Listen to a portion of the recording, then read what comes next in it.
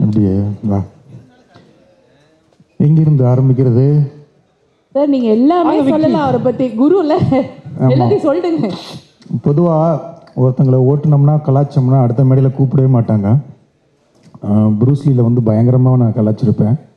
மாமனுக்கு கூப்பிட மாட்டான்னு நினச்சிங்க கூப்பிட்டான். அதில் அதை விட கலாச்சேன்.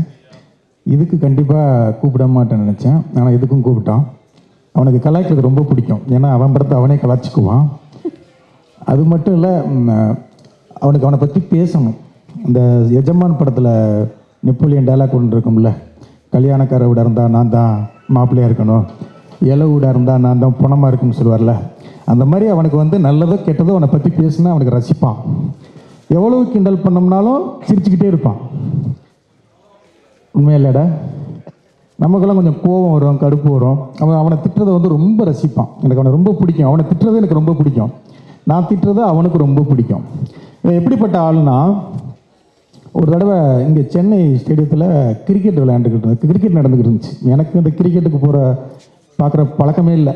எப்போது டிவியில் பார்த்தா தான். எனக்கு ஃபோன் அடித்தான். சார் இந்த மாதிரி சன் டிவியில் சொல்லி எனக்கு போகிறதுக்கு டிக்கெட் வாங்கி கொடுங்க அப்படின்னா. நான் சன் டிவிக்கு எனக்கே டிக்கெட்டு கேட்க மாட்டேன், அவங்கள்ட்ட போய் எப்படா கேட்குறது. சரி நான் ட்ரை பண்ணுறேன்டான்னு சொல்லிட்டு விட்டுட்டேன். அப்புறம் திருப்பி சரி கேட்டேன், ஒரு கட்டஸ்க்காக கேட்டேன்டா, கிடைக்கலடான்னா ஒரு வாய்ஸ் நோட் மட்டும் போட்டேன். சார் அது பிரச்சனை இல்லை சார் அப்படின்னா. அப்படியேடா எங்கேடா இருக்கேன் அப்படின்னு. இந்த மாதிரி ஸ்டேடியத்தில் தான் சார் இருக்கேன். நான் விளையாட்டுத்துறை அமைச்சருக்கே ஃபோன் அடித்து அவர்கிட்ட டிக்கெட் வாங்கிட்டேன் சார் அப்படின்னா. உதயநிதி சார்கிட்ட டிக்கெட் வாங்கி உள்ளுக்கு போயிட்டான். நம்ம பெரிய விஷயம் நல்ல விஷயங்களுக்கு கேட்குறதுக்கே ரொம்ப தயங்குவோம். அவன் டிக்கெட்லாம் ஈஸியாக அந்த மாதிரி வாங்கிட்டு போயிடுவான். அந்த அவர் சொன்னார்ல அட்வான்ஸ் வாங்குறது, அந்த மாதிரி. சிரிச்சுக்க போய் ஒரு விளையாட்டுத்துறை அமைச்சர்கிட்ட யாராவது நம்ம டிக்கெட்டு கேட்போம்பா, அந்த விஷயத்த பண்ணுங்க, ஊரில் அந்த நல்ல விஷயத்த பண்ணுங்க, இந்த மாதிரி பண்ணி கொடுங்க, அந்த மாதிரி ஏதாவது ஒரு படிப்புக்கு உதவி பண்ணுங்கன்னு கேட்பான். எனக்கு டிக்கெட்டு கொடுங்கன்னு போய் ஃபோன் அடித்து கேட்போம்பா. அப்படிப்பட்ட ஆளவன். இப்போ வந்தான், ஆஃபீஸ்க்கு வந்தான். ஒரு டிசம்பரில் வந்தியாடா வந்தால் கலராக இருந்தான். இன்னும் கலர் வேறு மாதிரி மாறி இருக்கே அப்படின்ட்டு. சரி மாமன் ஹிட்டு கொடுத்துருக்கான், காசு நிறைய வந்திருக்கும், காசு வந்தால் கலர் மாறும்ல, சினிமாவில் அது ஆட்டோமேட்டிக்காக கலரு அந்த க்ளோ கிடைக்கும் அப்படின்னு நினச்சேன். அந்த மாதிரி ஒரு சின்ன வெப் சீரிஸ் பண்ணோம் சார். அவன் விக்னேஷன் அசிஸ்டண்ட்டு தான், இவங்க 2 பேருமே அசிஸ்டண்ட்டு தான். அவன் டைரக்ஷன் பண்ணுறான், சூப்பராக வாழ்த்துக்கள். இல்லை அதில் ஒரு ரோல் நான் பண்ணுறேன் அப்படின்னா. இதுக்கு முன்னால் சுசி சொன்ன மாதிரி பாலசரவணை பண்ண வேண்டிய கேரக்டர். பாலசரவணன் ஏதோ டேட் லேட் ஆச்சா இல்லை லேட் ஆகும்னு சொல்கிற டேட்டில் அவன் பண்ணானான்னு தெரில அந்த ரோலில். ஏன்னா பாலசரவணன் ஒரு நாள் புலம்புன்னு புலம்பிட்டானே, கூடவே இருந்து வேலை பார்த்துட்டானே அப்படின்னா.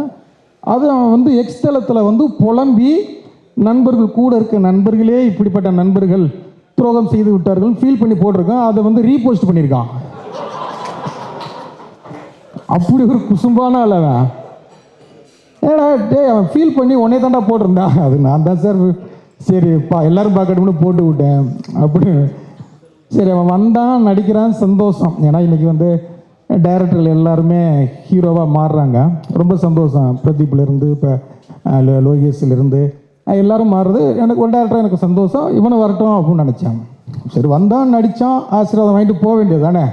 நான் ஒரு கதை வச்சுருக்கேன், அது ஒரு நல்ல மாஸ் ஹீரோ நடிக்கணும், அந்த கதையை நான் பண்ணுறீங்கிறான். உண்மையிலங்க கவின் மாதிரி சிவகார்த்திகேயன் மாதிரி சிவகார்த்திகேயனுக்குன்னு பண்ண கதை அது.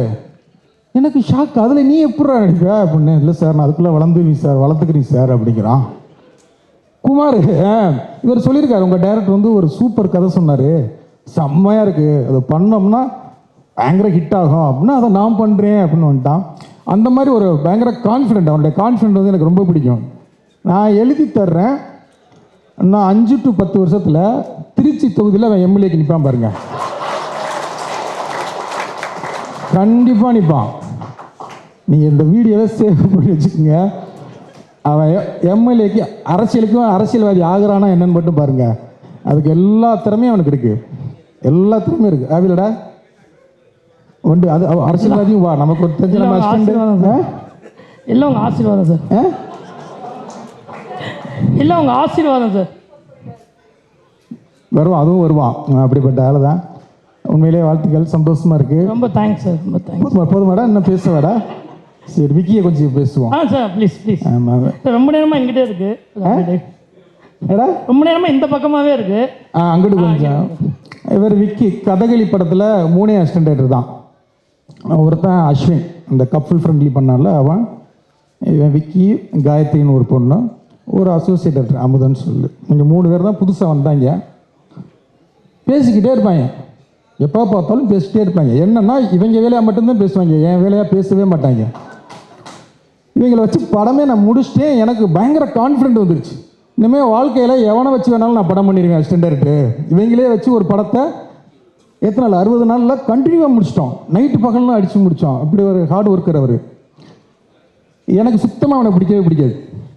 ஏன்னா என்னை வந்து அசிஸ்டன்ட் டைரக்டரில் என்னை பற்றி நோட்டை சொல்லிக்கிட்டே இருப்பான். அவனுக்கு என்னை சுத்தமாக பிடிக்காது. எல்லா இடத்துலையுமே என்ன பண்ணால் நான் என்கிட்ட வெளில போனதுக்கம்ல அவன் ஃபேஸ்புக்கில் வந்து இண்டிபெண்ட் ஃபில்ம் மேக்கர் அப்படின்னு போட்டுக்கிட்டான்.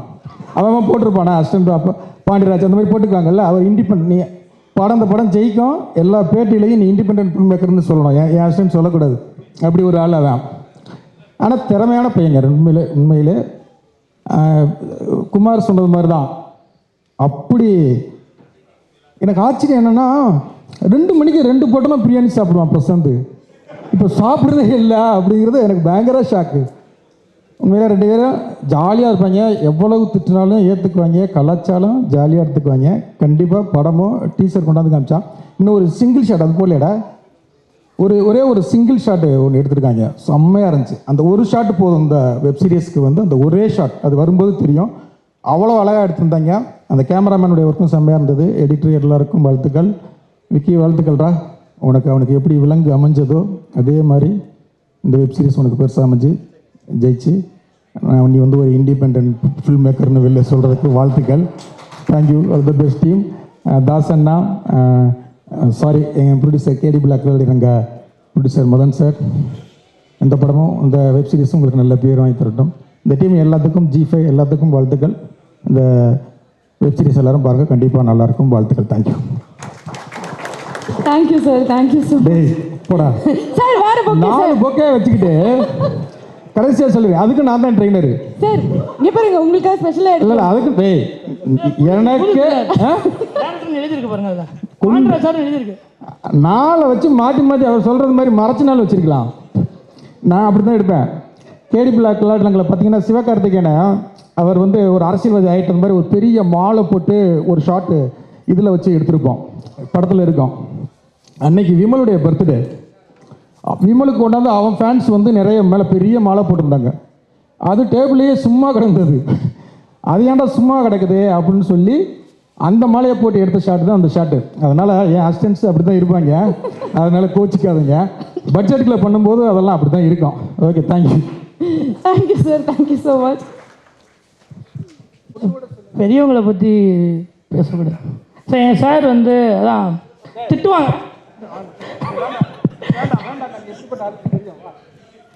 திட்டுவார். பட் ஆனால் எனக்கு வந்து ப்ரூஸ்லிக்கு அப்புறமும் இல்லை இது மட்டும் சார், ப்ரூஸ்லிக்கு அப்புறமும் ஒரு ஃப்ளாப் படம் கொடுத்ததுக்கப்புறம் உடனே என்னை கூப்பிட்டு ஒரு 2 வருஷம் ஒரு 6 மாதம் டைம் எடுத்துக்க, நீ ஏதாவது ஒரு கதை எழுது, இருக்கிற எல்லா ப்ரொடியூசர்ட்டையும் சொல்லு, எந்த ப்ரொடியூசரும் உனக்கு படம் பண்ணணும்னா கடைசியாக என்கிட்ட வா, பசங்க ப்ரொடக்ஷன் உனக்காக எப்போனாலும் ஒரு படம் பண்ணும், நான் உனக்கு பண்ணுறேன்னு எனக்கு வந்து லைஃப்பில் வந்து ஒரு பெரிய கான்ஃபிடென்ட் கொடுத்தது வந்து சார் தான். ஸோ எப்போயுமே அவர் சொல்கிறது தான், அவர் என்ன கலாச்சாரம் ஒரு எங்கள் சார் அதனால் வாங்கிக்கிறோம். இன்னும் நல்ல கதை இப்படி ஒரு வாய்ப்பு கிடைக்கும். ப்ரொடியூசர் வந்து சொல்கிறாரு, குமாரன் வந்து சொல்கிறாரு, ஒரு சூப்பர் கதைங்க அப்படின்னாரு.